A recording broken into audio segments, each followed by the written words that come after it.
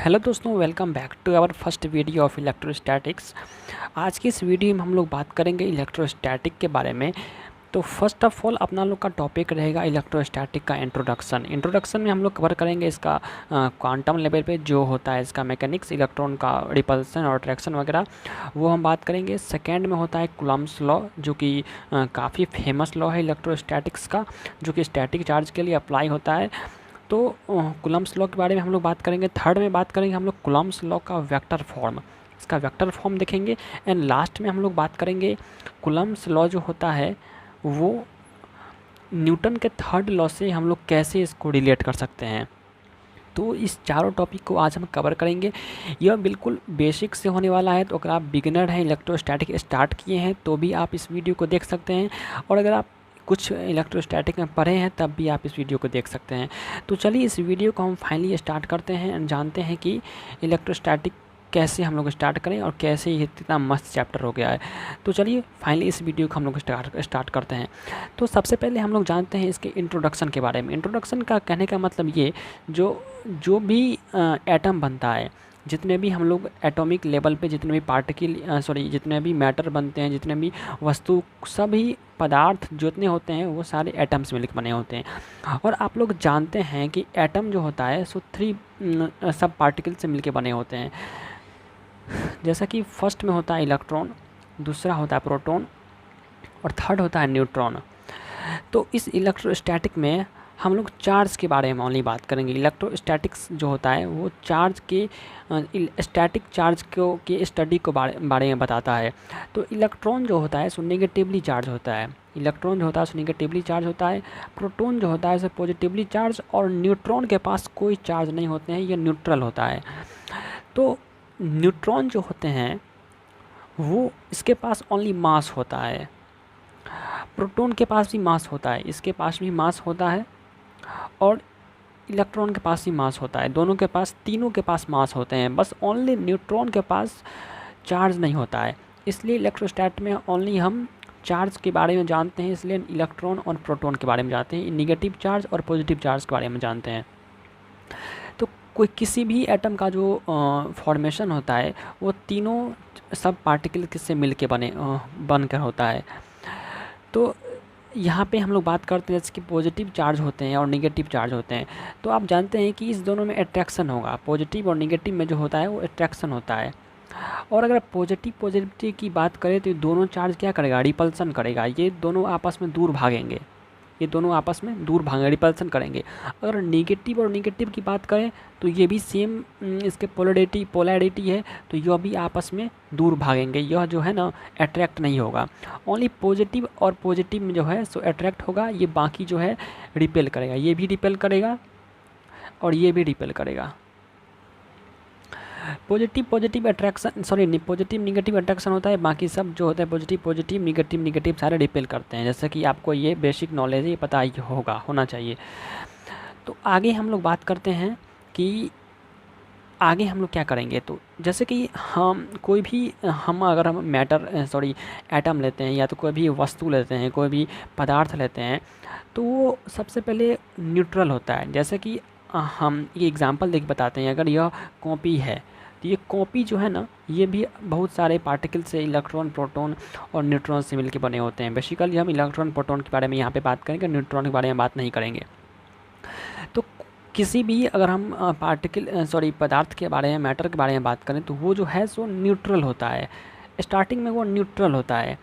तो न्यूट्रल होने के बाद उस पर चार्ज कैसे डेवलप होता है उसके बारे में हम बात करते हैं। जैसा कि हम एक एग्ज़ाम्पल देते हैं, गिलास रॉड जो होता है, आप बुक में एग्ज़ाम्पल आप देख सकते हैं। गिलास रॉड जो होता है वो पॉजिटिवली, स्टार्टिंग में वो क्या होता है, न्यूट्रल होता है। ये गिलास रॉड को अगर आप सिल्क के साथ रब करेंगे, गिलास रॉड को अगर आप सिल्क क्लॉथ के साथ रब करते हैं तो क्या होता है, ये दोनों स्टार्टिंग में क्या होते हैं, न्यूट्रल होते हैं। स्टार्टिंग में दोनों न्यूट्रल होते हैं, बट जैसे ही न्यूट्रल कहने का मतलब ये है कि इसमें पॉजिटिव चार्ज और नेगेटिव चार्ज होगा, यहाँ पे पॉजिटिव चार्ज नेगेटिव चार्ज होगा। इसको हम जैसे ही आपस में दोनों को रब करते हैं तो क्या होता है, इस गिलास रॉड से कुछ इलेक्ट्रॉन के जो सब पार्टिकल हैं वो इस पे आ जाएंगे।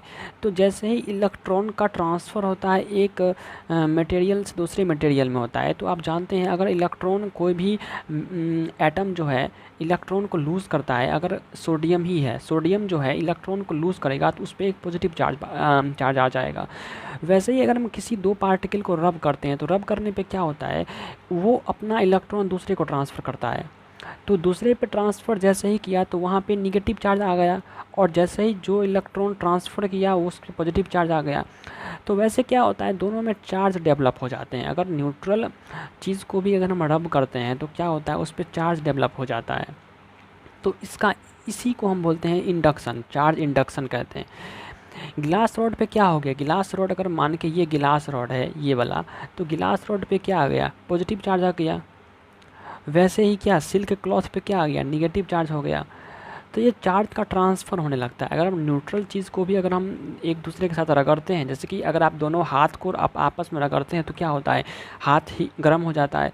गर्म क्यों होता है, इलेक्ट्रॉन और प्रोटॉन का ट्रांसफ़र होने लगता है, उससे क्या होता है, चार्ज डेवलप हो जाता है।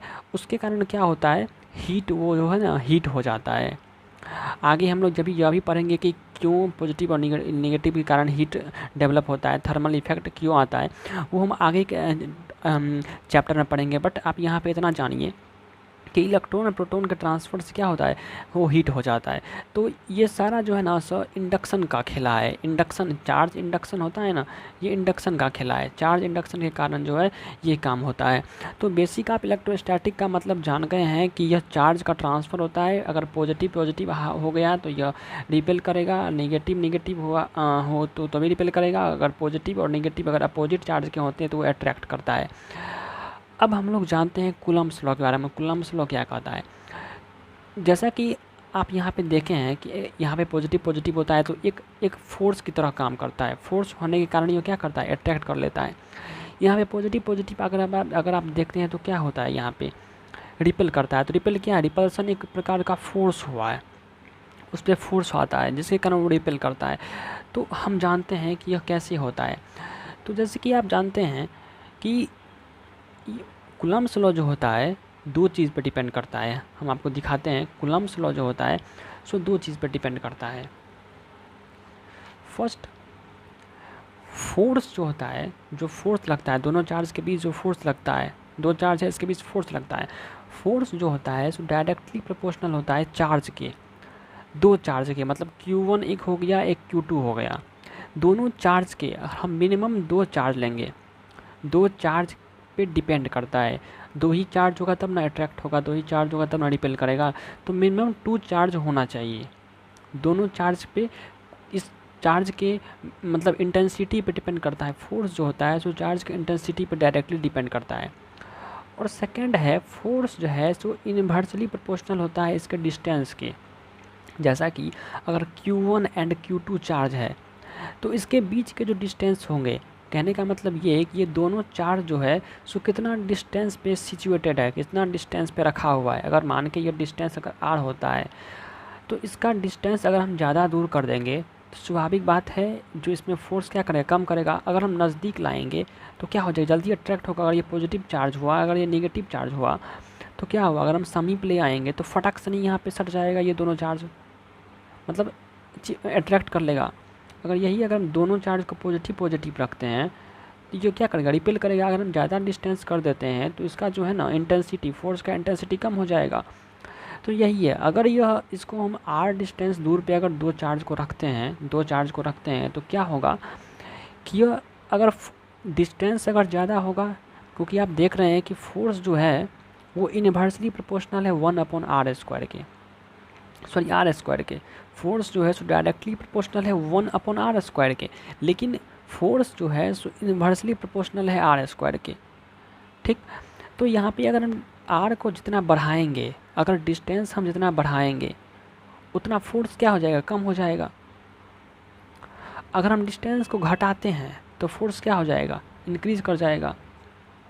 ठीक, तो क्या होता है, फोर्स जो है सो डायरेक्टली प्रोपोर्शनल होता है Q1 एंड Q2 के, दोनों चार्ज के। और फोर्स जो होता है सो डायरेक्टली प्रोपोर्शनल होता है 1/r² के। डैट मीन्स फोर्स जो है सो इन्वर्सली प्रोपोर्शनल है ओनली आर स्क्वायर के। अगर दोनों इक्वेशन को, अगर हम इक्वेशन इसको 1 माने, इक्वेशन इसको 2 मानेंगे, क्या होगा, फोर्स जो होगा, फोर्स जो हो जाएगा directly proportional Q1 Q2 upon क्या हो जाएगा, आर स्क्वायर के। फोर्स जो है सो डायरेक्टली प्रोपोर्शनल हो गया किसके, Q1 Q2 upon r square के। ठीक, हम आगे बढ़ते हैं। अब देखिए यहाँ पे हम अब क्या इक्वेशन अपना लोग का आया था, force directly proportional Q1 Q2 upon r square के, ये अपना लोग का इक्वेशन है, जहाँ पे Q1 और Q2 जो है आर डिस्टेंस पे, Q2 जो है सो आर डिस्टेंस पे ये सेपरेटेड है दोनों। तो अगर हम प्रोपोर्शनैलिटी कांस्टेंट को अगर हम इसको यहाँ पे रिमूव करते हैं, प्रोपोर्शनैलिटी को अगर हम रिमूव करते हैं यहाँ पे, तो यहाँ पे एक कांस्टेंट आएगा, तो जिस कांस्टेंट को हम यहाँ पे k कह देते हैं। यहाँ पे k जो है सो प्रोपोर्शनैलिटी कांस्टेंट है, जिसका मतलब ये हुआ ये दोनों, ये जो k जो है ना सो डिपेंड करेगा, डायरेक्टली डिपेंड करेगा, डिपेंड्स अपॉन ये करेगा मटेरियल पे, ये दोनों सॉरी मीडियम पे, ये दोनों चार्ज जो है ना जहाँ जिस मीडियम में रखा होगा, मीडियम यहाँ पे हो सकता है एयर हो, वैक्यूम, मीडियम हो सकता है वाटर हो, मीडियम हो सकता है गिलास हो, मीडियम हो सकता है माइका हो, तो ये डिफरेंट डिफरेंट मीडियम पे डिपेंड करेगा। ये जो Q जो है ये मीडियम पे डिपेंड करेगा, मीडियम एयर हो सकता है, मीडियम वाटर हो सकता है, मीडियम माइका हो सकता है, गिलास हो सकता है, इस पर डिपेंड करेगा ये। तो k जो है जब प्रोपोर्शनैलिटी कांस्टेंट होता है, जिसका मतलब ये होता है कि यह चार्ज के मीडियम पे डिपेंड करता है कि चार्ज कहाँ रखा हुआ है, उस हिसाब से फोर्स लगेगा, क्योंकि फोर्स जो लगेगा वैक्यूम में अलग टाइप से लगेगा, मीडियम पे डिपेंड करता है। आगे हम इसके बारे में बताएंगे k को k कैसे लिखते हैं, जस्ट आगे यही है। तो k जो हम लोग यहाँ पे लिखते हैं, k इक्वल्स टू, k का जो वैल्यू होता है 9 × 10⁹ हम लोग लिखते हैं न्यूटन मीटर स्क्वायर पर कूलम स्क्वायर। वैसे तो इसका वैल्यू 8.89 कुछ समथिंग करके होता है, लेकिन हम लोग जो इसका कॉमन जनरल वैल्यू लेकर चलते हैं वो 9 × 10⁹ न्यूटन मीटर स्क्वायर पर कूलम स्क्वायर होता है। ठीक, तो इसको जो है हम ऐसे भी लिख सकते हैं, k को यहाँ पे 4πε0 करके लिखते हैं k को, जहाँ पे ε0 जो होता है सो परमिटिविटी होता है, परमिटिविटी होता है, परमिटिविटी होता है कि कहाँ का, स्पेस का, मीडियम का, जिस मीडियम में हम लोग रखते हैं। यहाँ पे ε0 है तो परमिटिविटी क्या है, फ्री स्पेस का, मतलब वैक्यूम का। परमिटिविटी कहाँ का है, ये फ्री स्पेस का परमिटिविटी है। ठीक, यहाँ पे परमिटिविटी अलग अलग मीडियम का अलग अलग होगा। अगर हम यहाँ पे अगर हम गिलास का परमिटिविटी चेक करें तो गिलास का परमिटिविटी अलग होता है, तो जिसकी वैल्यू से क्या हो जाएगा, अगर ये इसका परमिटिविटी का अगर हम यहाँ पे वैल्यू रखें और 1/4 पाई का वैल्यू अगर रख दें तो k का वैल्यू क्या हो जाएगा, अलग अलग चेंज कर जाएगा। ठीक, अगर हम परमिटिविटी का वैल्यू अगर हम एयर में डालें, वैक्यूम में, तो क्या होगा, k का वैल्यू ये हो जाएगा 9 × 10⁹ हो जाएगा। तो ये ε0 जो होता है जो परमिटिविटी होता है, मतलब परमिट करेगा। परमिट करने का मतलब ये जो अलग अलग चार्ज पार्टिकल जो अलग अलग मीडियम में रखे होते हैं, जो फोर्स लगेगा वो होगा। ठीक, तो इसके बारे में भी हम बात करते हैं अभी। और इस ε0 का जो वैल्यू होता है, ε0 का जो वैल्यू होता है वो होता है 8.85 × 10⁻⁻12 कूलम्ब स्क्वायर पर न्यूटन मीटर स्क्वायर। ये होता है ε0 का वैल्यू एयर के लिए। ε0 यहाँ पे लिखा हुआ है, इसका मतलब क्या हो गया, एयर, वैक्यूम के लिए। ठीक, तो हम आगे बढ़ते हैं अब। तो यहाँ पे हम लोग यहाँ पे फोर्स का वैल्यू यहाँ पे अगर लिखें तो फोर्स इक्वल टू हो जाएगा 1/4πε0 into Q1 Q2 upon R square, ये हो जाएगा। यहाँ पे हम लोग डाल दिए हैं के जगह पे 1/4πε0 जिसका वैल्यू होता है 9 × 10⁹ और Q1 Q2 अपना आर स्क्वायर। यही होता है कूलम्ब्स लॉ।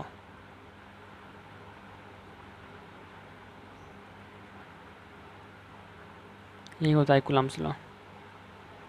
ठीक, तो अब हम लोग आगे बढ़ते हैं। अपना लोग का नेक्स्ट टॉपिक था इसका वेक्टर फॉर्म।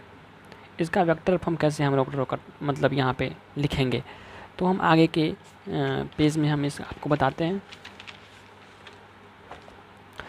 तो जैसे कि दो पार्टिकल है, दो चार्ज पार्टिकल है, अगर एक Q1 है एक Q2 है, तो इसको वेक्टर फॉर्म में लिखने के लिए अपना लोग का जो फार्मूला था F = K Q1 Q2/r², ये अपना लोग का फार्मूला था कूलम्ब्स लॉ का। तो इसको वेक्टर फॉर्म में ड्रॉ करने के लिए लेट सपोज ये दोनों चार्ज पार्टिकल है, सो कहीं स्पेस में वैक्यूम में रखा हुआ है। हम वैक्यूम लेके चल रहे हैं क्योंकि के का वैल्यू हम वैक्यूम यहाँ पे लिए हैं, 1/4πε0 लिए हैं। अभी फ़िलहाल में हम अलग अलग मीडियम का जो है ना रिलेटिव करके आगे दिखाएंगे, तो वीडियो को कंटिन्यू बने रहिए। तो Q1 एंड Q2 है, ठीक। तो लेट सपोज ये जो है, सो अगर हम यहाँ पे ओरिजिन ले लें, ये लेट सपोज Q1 Q2 कहीं पे है, तो यहाँ पे इसका डिस्टेंस जो है R। और एक बात और, यहाँ पे Q1 यहाँ पे हम लोग निकालेंगे Q1 एंड Q2 का जो डिस्टेंस है। लेट सपोज यहाँ पे ओरिजिन से इसका डिस्टेंस R2, वेक्टर R2 यहाँ पोजीशन वेक्टर है, यहाँ पे ओरिजिन है, ये पॉइंट लेट सपोज B है, ये पॉइंट लेट सपोज A है। तो इसका जो ओरिजिन से जो इसका पोजीशन वेक्टर है सो R2 है, और यहाँ पे जो है सो R1 है, ठीक। और यहाँ पे हम Q2 का डिस्टेंस अगर Q1 से मेजर करें, क्योंकि हम यहाँ फोर्स को पॉजिटिव इस डायरेक्शन में ले रहे हैं, Q2 से अगर दोनों चार्ज पार्टिकल अगर पॉजिटिव है, पॉजिटिव चार्ज पार्टिकल है अगर लेट सपोज, तो जो फोर्स लगेगा सो अभी Q2 पे फोर्स लगेगा Q1 की वजह से। हम अभी ले रहे हैं Q2 पे फोर्स लगेगा Q1 की वजह से। तो अभी जो हम ले रहे हैं so force on Q1 due to Q2, sorry force on Q2 due to Q1 अभी ये ले रहे हैं, ठीक। तो अभी हम ले रहे हैं इसके बीच का जो डिस्टेंस है, इसके बीच का जो ये डिस्टेंस होगा, अगर इस वेक्टर को हम यहाँ पे इसका हेड है ये है इसका टेल, और इस वेक्टर का अगर हम डिस्टेंस ले लें R21, मतलब कहने का मतलब ये जो डिस्टेंस जो है 2 का फ्रॉम Q1 से, मतलब distance of Q2 from Q1, so R21 है। तो ये इसका क्या हो जाएगा, इस वेक्टर का अगर इसका इस वेक्टर का जो है टेल ये हो गया और हेड ये हो गया, तो ये रिजल्टेंट वेक्टर जो है, फिर से मैं एक बार बताता हूँ। फर्स्ट ऑफ ऑल हमने क्या किया है कि दोनों चार्ज पार्टिकल को ओरिजिन से Q2 पर ले लिए। इस Q2 को ओरिजिन से Q डिस्टेंस R2 ये पोजीशन वेक्टर हो गया, और सेकंड में ये जो Q1 चार्ज पार्टिकल है इसका ओरिजिन से जो है डिस्टेंस हो गया R1, ठीक। और हम Q2 पे अगर हम फोर्स निकालने वाले हैं Q1 की वजह से, तो हम डिस्टेंस जो ले रहे हैं Q2 का फ्रॉम Q1 से, इसलिए हम 21 लिखे हैं यहाँ पे। अगर हम डिस्टेंस Q1 लेते हैं Q2 से, तो हम यहाँ पे R12 लिखते हैं, बट हम ले रहे हैं फोर्स लग रहा है Q2 पे Q1 की वजह से, इसलिए हम ले रहे हैं यहाँ पे distance of Q2 from Q1, इसलिए हम लोग R21 ले रहे हैं। तो यहाँ पे आप लोग देख सकते हैं कि एक इसका जो है हेड है, अगर आप वेक्टर का कोई नॉलेज होगा आपको, तो यहाँ पे R1 वेक्टर का हेड जो है सो ये है हेड, ठीक। और R21 वेक्टर जो है इसका हेड ये है। तो vector triangle of vector addition से अगर आप निकालना चाहें, R2 का जो हो जाएगा रिजल्टेंट वेक्टर R2 जो हो जाएगा R1 प्लस R21 के, ये R2 का ये रिजल्टेंट वेक्टर हो गया। तो अगर हम R21 वेक्टर का निकालना चाहें, R21 वेक्टर ओनली निकालना चाहें, इसका डिस्टेंस ओनली निकालना चाहिए, तो ये क्या हो जाएगा R21 minus R1 equals to R21 vector, ठीक। और इसका अगर हम मैग्नीट्यूड लें, इसका अगर मैग्नीट्यूड लें, दोनों साइड क्या कर देंगे मॉड लगा देंगे, तो इसका मैग्नीट्यूड हो गया, ठीक। तो यहाँ पे अब देखिए, अगर हम इस लॉ को फिर से अगर हम बिठाएं तो फोर्स इक्वल टू क्या हो जाता है, vector force equal to k into Q1 dot Q2 upon r square. R जो होगा क्या, R21 ये मॉड, यहाँ पे हम लोग मॉड डिस्टेंस जो होगा सो मॉड मैग्नीट्यूड होगा, इसका मैग्नीट्यूड लेते हैं तो R21 का स्क्वायर क्या हो जाएगा, R21 जो है ये 1 है इसका स्क्वायर, ठीक। R21 का स्क्वायर, R21 क्या है, इस दोनों चार्ज के बीच का डिस्टेंस है Q2 फ्रॉम Q1 से, ये Q2 का डिस्टेंस फ्रॉम Q1 से, इसलिए R21 हम लोग यहाँ पे लिए हैं, ठीक। और एक यहाँ पे हम लोग डायरेक्शन के लिए एक यूनिट वेक्टर लेते हैं जो कि वो डायरेक्शन शो करता है फोर्स कहाँ लग रहा है, मतलब फोर्स का डायरेक्शन ये है, यह यूनिट वेक्टर है, हम लोग यूनिट वेक्टर ले लेते हैं R21, यूनिट वेक्टर को इससे डिनोट करते हैं। तो ये वेक्टर फॉर्म में इसका जो इक्वेशन हो गया सो ये हो गया, फोर्स इक्वल टू के Q1 Q2 अपॉन R21 का square into R21 unit vector. और अगर आप इस डेरिवेशन को फर्दर आप डिराइव करें तो यहाँ पे हम लोग पहले डिराइव करते हैं, R21 वेक्टर को ब्रेक करते हैं। तो मैं यूनिट वेक्टर को आप जानते होंगे, यूनिट वेक्टर का जो होता है मैं फॉर्मूला, अगर हम यूनिट वेक्टर को अगर वेक्टर फॉर्म में उसको तेरे तो यूनिट वेक्टर जो होता है वो टूटता है R21 और इसका मैग्नीट्यूड, ये होता है यूनिट वेक्टर। किसी भी यूनिट वेक्टर को तोड़ना होता है तो उसके वेक्टर से और उसको उसके वेक्टर जो होता है ना उसका मैग्नीट्यूड से उसको डिवाइड कर देते हैं तो वो यूनिट वेक्टर हो जाता है, ठीक। तो अब क्या करेंगे, R21 का जो वैल्यू होता है, ये R21 का जो अपना लोग का वैल्यू आया हुआ था R2 माइनस R1 वो वहाँ पे हम लोग डाल देंगे। तो क्या हो जाएगा, फोर्स इक्वल टू के Q1 Q2 अपॉन, देखिए यहाँ पे R21 के जगह पे क्या डाल देंगे, R21 को अगर हम निकालेंगे तो R2 माइनस R1 हो जाएगा यहाँ पे। तो हम लोग यहाँ पे इसके जगह पे हम लोग लिख सकते हैं, इसके जगह पे मतलब इसके फॉर्म में लिख सकते हैं R2 माइनस R1 और इसका मैग्नीट्यूड नीचे में कितना है, इसका मैग्नीट्यूड लेंगे तो ये हो जाएगा R2 माइनस R1, इसका मैग्नीट्यूड। और नीचे में क्या था यहाँ पे पहले से R21 था, पहले नीचे में यहाँ पहले R2 नीचे में 1 था, तो R21 के जगह पे हम लोग फिर क्या लिख सकते हैं, यही लिख सकते हैं R2 माइनस R1, ठीक। अब दोनों इसका मैग्नीट्यूड थे, इसको हम क्या कहें, इस दोनों को हम कर सकते हैं मल्टीप्लाई। तो क्या हो जाएगा, मल्टीप्लाई करेंगे तो के Q1 Q2, एक मिनट पेन का ढक्कन निकल गया। तो हम इसको हम फर्दर अगर हम सॉल्व करें तो क्या हो जाएगा, R21 इसको हम स्क्वायर है एक, यहाँ पे पावर 1 है तो Q हो जाएगा, तो R2 माइनस R1 का Q और ये जो मल्टीप्लाई में है R2 माइनस R1, ये इसका जो है हो गया फोर्स, ठीक। ये हो गया इसका वेक्टर फॉर्म,